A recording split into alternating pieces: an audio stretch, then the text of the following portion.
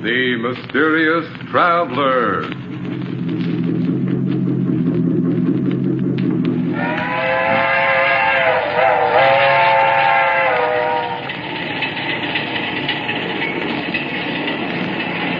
This is the Mysterious Traveler, inviting you to join him on another journey into the realm of the strange and terrifying. I hope you will enjoy the trip, that it will thrill you a little and chill you a little. So settle back, get a good grip on your nerves. I hope it's not making you nervous, being alone with me here in the dark. Darkness stirs strange terrors in some minds, particularly those of children. For children live in a world of their own, a world far removed from that of adults. Who among us knows the psychology of the child mind, with its devious thoughts and actions, as in the tale of The Good Die Young.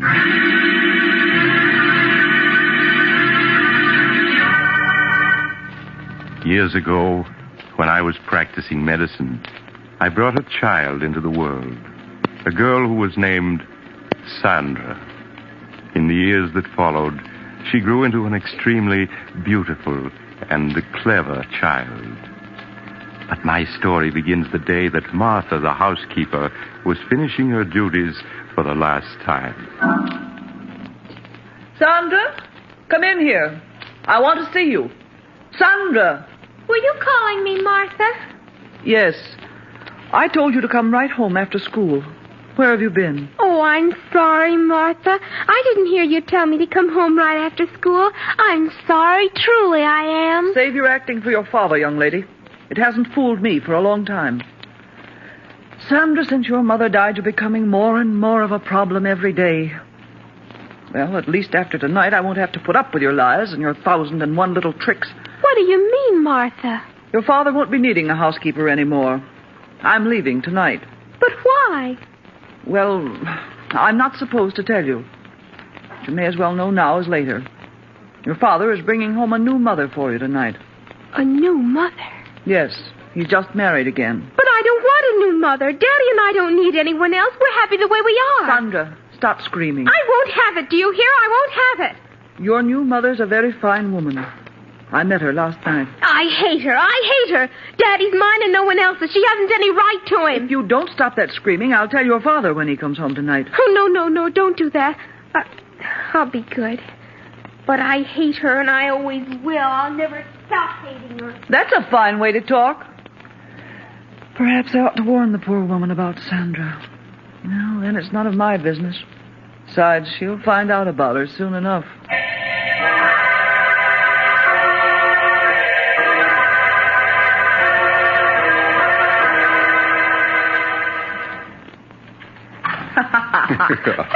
Stephen, it's ridiculous you're carrying me across the threshold. All right, darling. It's tradition in my family to carry the bride over the threshold. There you are. Oh, Stephen, what a lovely house. Mm-hmm. Oh, you haven't seen the best part of it yet. Sandra. Do you think she'll like me, Stephen? I do so want her to. Of course she will. Perhaps you should have told her about us, instead of breaking it to her so unexpectedly like Oh, this. nonsense, Helen. I know my daughter. She's a wonderful child. And she'll fall madly in love with you at the first sight, just as her father did. Sandra, where are you? Daddy. Daddy, you're home early. Oh, I'm so glad. How are you, darling? Oh, Daddy. I have a surprise for you. A surprise? Mm-hmm. Sandra, this is Helen. Helen, I want you to meet my daughter, Sandra. Hello, Sandra. Hello. Darling, the surprise I just mentioned is Helen. We were married this afternoon. That means that Helen is now your mother. Oh, Daddy, that's wonderful. Now I'll have a mother just like all the other girls do. Oh, I'm so glad. So am I, Sandra. And I'm sure we're all going to be very happy together. Of course we are.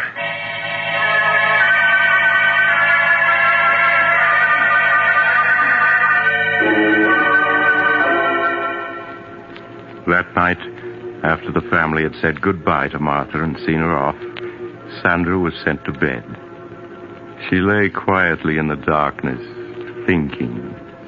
Occasionally she would speak softly to her doll, Barbara. She hasn't any right being here, Barbara.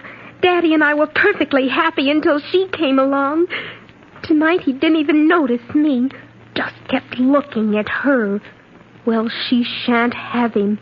He's always been mine, and he always will be.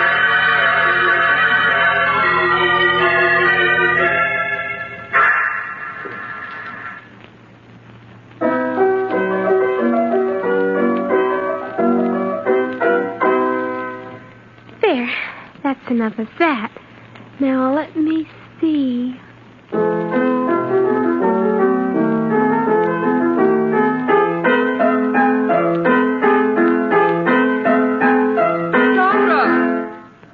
This is the second time this afternoon I've asked you not to pound the keys that way. That's no way to play. I'm sorry, Mother. It's not only the piano, dear. There are many other little things. And you pay no attention when I speak to you about them. I don't mean to do them, Mother. I just forget. Well, please try to remember, dear. Now, I want you to play the piano as you did last night for Daddy. He was very pleased. Yes, Mother.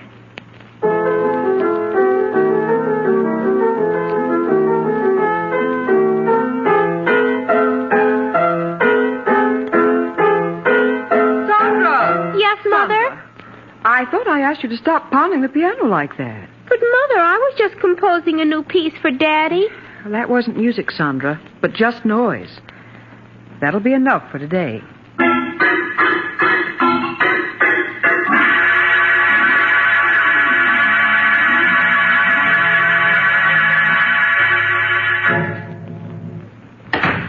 Hello, beautiful. How are you, darling?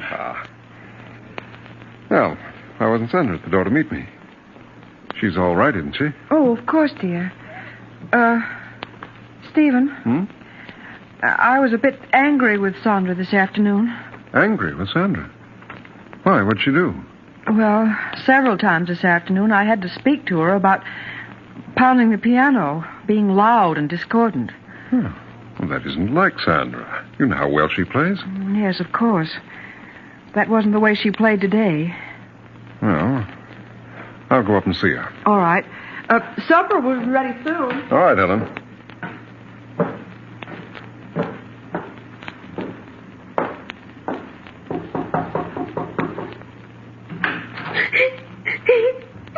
Why, Sandra, what's this? Oh, Daddy, Daddy. Well, what's wrong? You never cry. I was only trying to compose a new piece for your birthday next month. A new piece for my birthday? Yes, I wanted to surprise you. Oh, there, dear. You mustn't cry.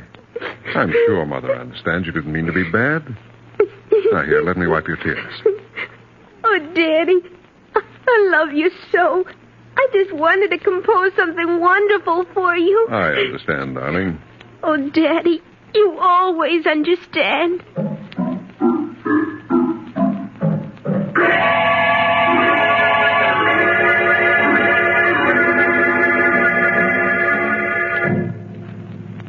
Is supper ready, dear? Mm-hmm. Where's Sandra? She'll be down in a minute. Helen, Yes, Stephen? she really didn't mean to pound on the piano and get on your nerves. It's just she was trying to compose a new piece for me. But, Stephen, it wasn't music. It was just noise. Well, you mustn't be harsh with her.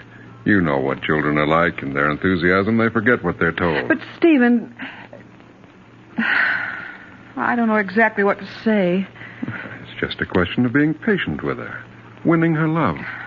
All right, Stephen. Perhaps I was a bit impatient with her. You know I want nothing more than for the three of us to be happy together. I know that, darling. And the three of us will be happy together.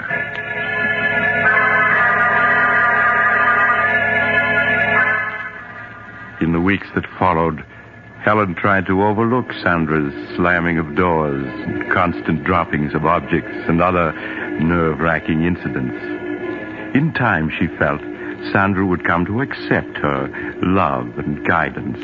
It was just a matter of patience. Sandra, is that you? Yes, Mother. Please sit down, dear. I want to talk to you. All right, but do hurry. Daddy will be home soon. Sandra, every day I've been giving you milk money for school. Why haven't you been buying milk with that money? But I have been, Mother. Now, please, Sandra, I won't punish you. I just want to know what you've been doing with that money. I've been buying milk with it. Please, Sandra. Mrs. Gordon, your teacher, told me you haven't bought milk for almost a month now. But I have. She just doesn't Sandra, happen to... I won't have you lying to me. Now, that's your father.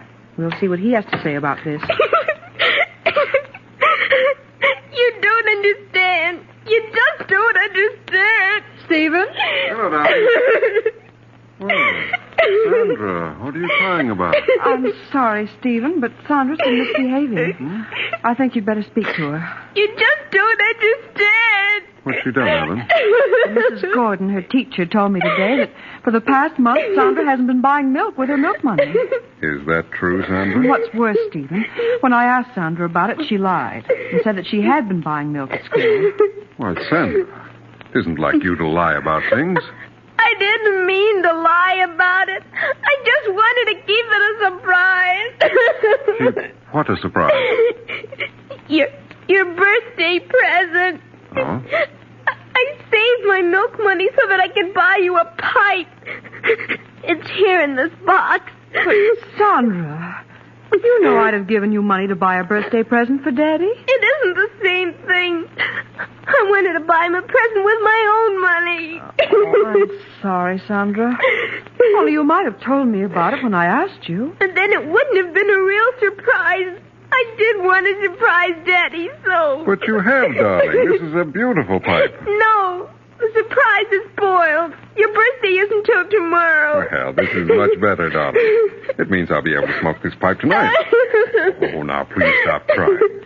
You go upstairs and wash your face and hands, huh? All right, Daddy.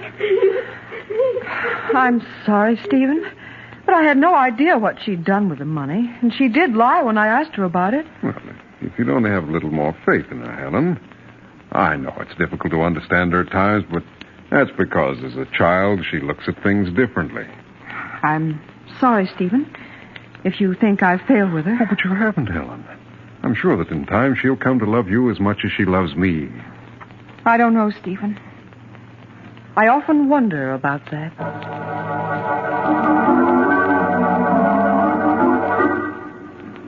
As the weeks went by, Helen found herself coming no closer to winning Sandra's confidence. It wasn't that Sandra was unfriendly, but there was an air of reserve about her, which vanished only in her father's presence. Helen felt Stephen watching her anxiously when Sandra was about, and sought to reassure him.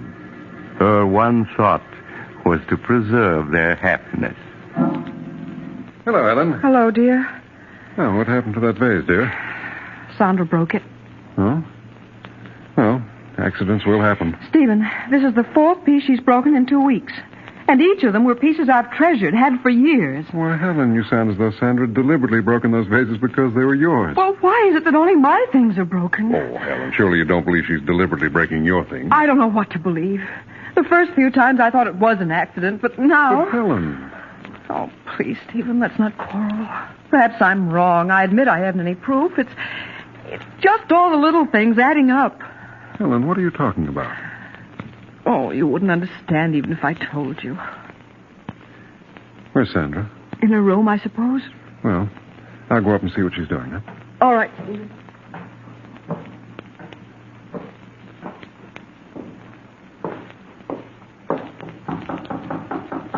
Sandra, it's Daddy. Are you in your room? Huh, it's funny. She isn't here. What's this? A note addressed to me. Dear Daddy, I'm sorry about the broken vase. Tried my best to be a good girl, but everything I do seems wrong. I make Mother very unhappy, so I'm running away. I love you very much and always will. Your daughter, Sandra.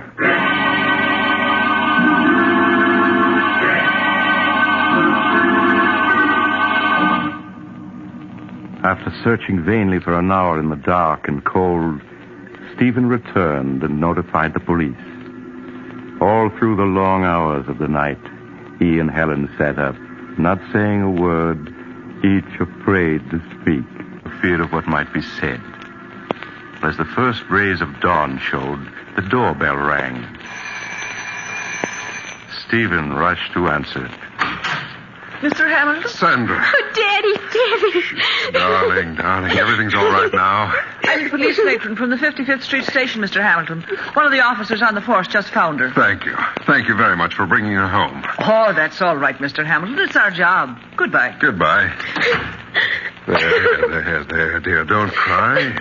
Oh, Daddy, it was so dark out there. And I thought I'd never see you again. What a thing to say. How do you feel, Sandra?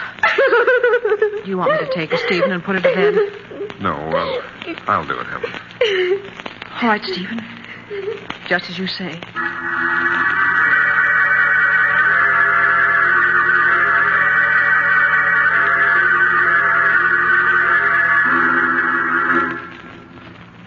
Is she all right, Stephen? Mm-hmm. She just fell asleep. I hope her being out all night won't have any after effects. Stephen, you feel I'm to blame for her running away, don't you?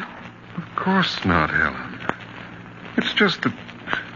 Well, you don't seem to understand her. But, Stephen, I've tried so hard. Oh, it's no use. She doesn't want me here, never has. Helen, how can you talk like that? Why, she was delighted the day I brought you here as my wife. Yes, I thought she was in the beginning.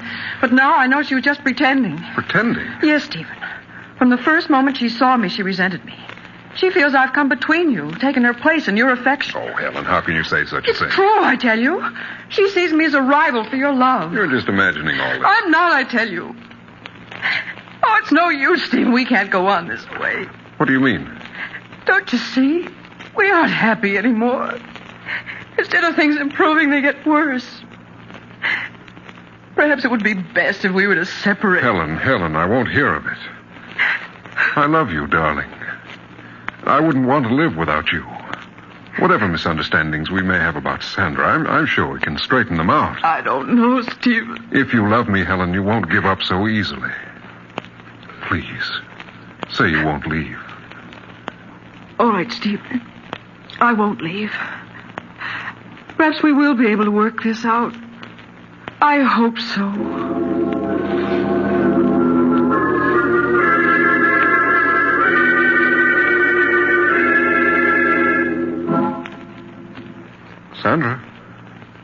Sandra, you awake, darling? Yes, Daddy. Sandra, Mother and I were very upset when you ran away last night. Mother seems to think you ran away because you couldn't get along with her. She felt so badly about it, she wanted to go away. She did? Yes. But I told her how much we both loved and needed her. So she's promised to stay. Oh. I see. Sandra, you will try to be a good girl and do as Mother wants, won't you? It would make Daddy very happy. Oh, Daddy, I'd do anything to make you happy, anything. That's a good girl, darling. Now, you get up and get dressed, huh? I'll wait for you downstairs. All right, Daddy. He just doesn't understand. He should have let her go, but she's still here. And she's going to stay. I won't have it. I won't have it. I hate her. I hate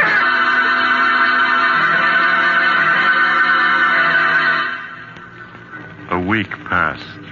A week in which Sandra's behavior pleased Helen no end.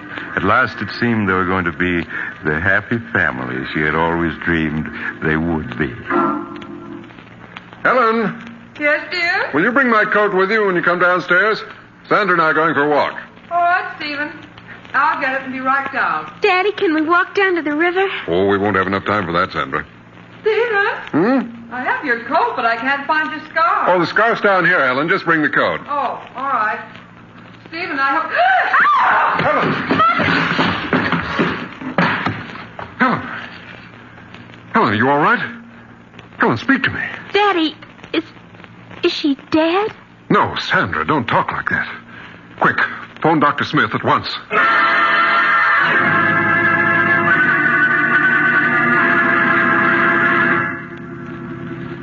I arrived at the Hamilton home to find Helen suffering from shock, but otherwise unhurt. I was somewhat disturbed, however, to find her very nervous and run down. She'll be all right, won't she, Doctor? Yes, of course. I'm going to leave you a prescription, Mrs. Hamilton. It's something that will help quiet your nerves. You ought to take it twice a day. Here's the prescription, Mr. Hamilton. Thank you, Doctor. I'll have it filled at once. Well, Sandra, how are you? You've been so quiet, I hardly knew you were here. I'm fine, thank you. You're growing up to be quite a young lady. Are you still troubled by nightmares? Yes, she still has them once in a while. No, it's just her nerves. If she continues to have them, you might give her some of the medicine I've prescribed for your wife. Well, I must be leaving. Goodbye, Mrs. Hamilton, and stay in bed a few days. I will, Doctor. Goodbye. Goodbye, Doctor. Well, darling, you gave us quite a scare. Yes, I slipped on something on the top step. You must have slipped on a marble, dear. I found 7 or 8 of them on the top step. Marble? Sandra, were they your marbles? No, Mother. They belong to Margie. She must have left them on the stairs when we were playing here. Oh, I see. It wasn't my fault. Truly it wasn't. Of course it wasn't, Sandra. Mother knows you wouldn't leave marbles lying around where she could slip on them. Isn't that so, Ellen? Yes, Stephen. I'm sure Sandra wouldn't want anything to happen to me.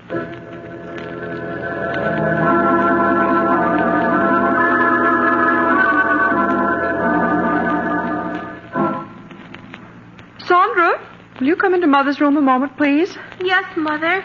The medicine that Dr. Smith prescribed for me is in the bathroom. Will you get it for me, please? All right, Mother. You'll find it in the medicine chest. It's in a blue bottle. Yes, I know what it looks like.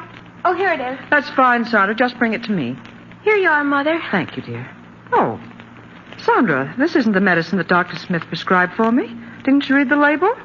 This bottle has poison in it. Poison? Well, yes. It's right here in red letters on the label. Oh, I'm sorry, but this bottle is blue, too. It looks just like the one with your medicine. Yes, it does at that.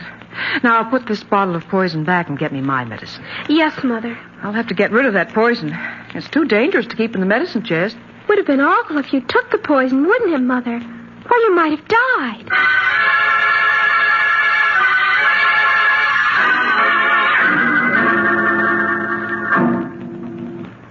No, go away. I hate you. Oh, I hate you. He's mine. You shan't have him. He's mine. We don't want you. We don't want you. Wake up. You're having a nightmare. Oh, Daddy, don't leave me. Don't leave me. Well, of course I won't, Sandra. Stephen, she's so frightened. Yes, these nightmares leave her nervous for hours.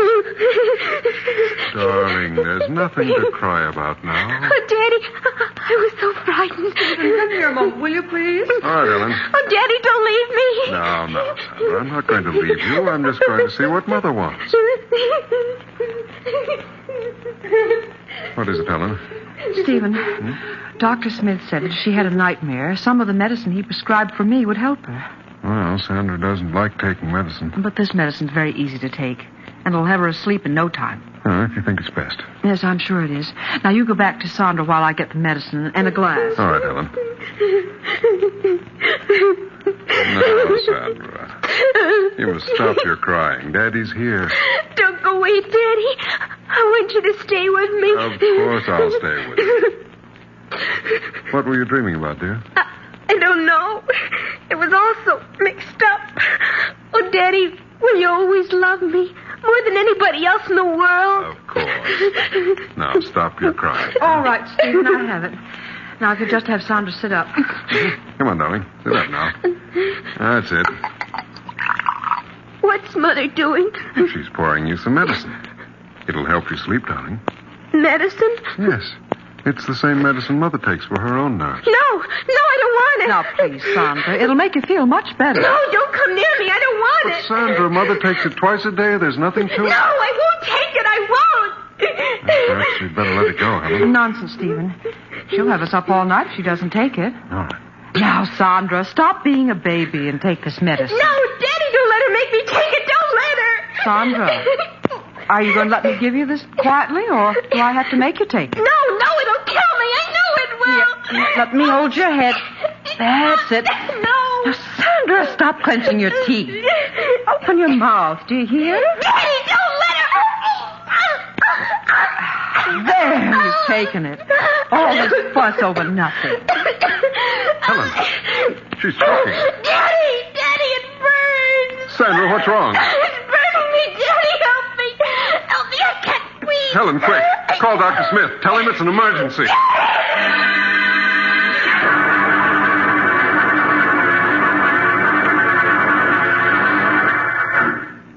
Stephen, here's Dr. Smith. Let me see her.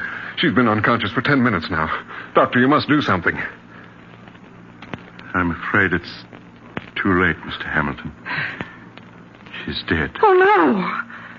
No, she can't be. I'm sorry.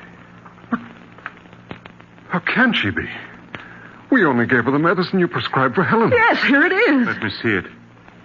But this medicine wouldn't kill her. It's only a nerve tonic. You can see. Doctor, what is it? Why, this is the bottle, all right. But the medicine in it isn't the medicine I prescribed. But it is. I took some of it last night. I assure you, this isn't the medicine I prescribed. Then what is in that bottle? It smells like carbolic acid. Carbolic acid. But that's impossible. Look at the label. You can see it's my medicine. Yes, the label's right, but someone poured out the medicine I prescribed and replaced it with carbolic acid. Oh, no. But why? Why should anyone want to do such a thing? Who could possibly want to kill Sandra? Everyone loved her. Ask Helen. She'll tell you that Sandra... Stephen, why are you looking at me like that? Surely you don't believe I poisoned her. Stephen, no. No!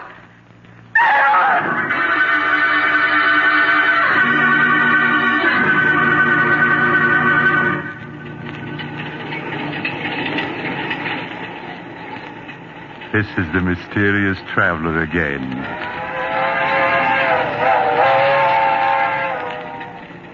Have you enjoyed our little trip? By the way, do you have a child in your home? If so, I do trust it isn't angry with you. You can't be too careful with children. Why, I recall another child who, after being punished by his parents, took a razor and... Oh, you're getting off at the next stop. I'm sorry. Perhaps you'll join me again soon. I take this same train every week at the same time.